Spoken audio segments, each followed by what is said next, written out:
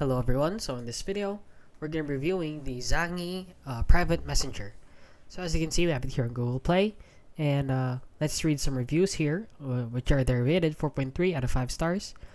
And let's see all reviews here. So the app is good in terms of data consumption during voice and video call, although at some point you won't be able to hear the other side or vice versa when changing app or turning off the screen. Another downside is having problem with uploading and downloading files, vids, and pics, and sometimes it fails to upload or download and or takes a lot of time doing so even if the connection is good.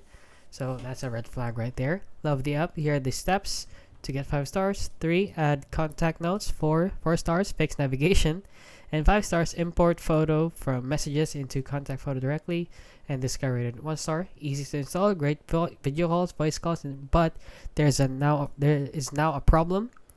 Any photos shared to Zangi from another app get sent to an unknown number not on my contact list. That is not private. What's up with that?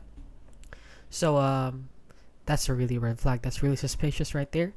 Another 2-star review. Zangi is great for privacy, but allows a person to create many different photos using the same device, which is a gateway for scammers. So please, the app itself is not a scam. However, there are a lot of scam activities going on here on the app itself. So please avoid using this app, since there is a lot of different, like Facebook Messenger is a good app, and WeChat or iMessage or a lot more like Viber.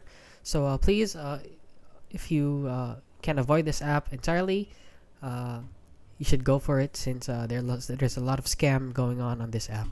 And that is basically it. So if you found this video helpful, please consider liking and subscribing.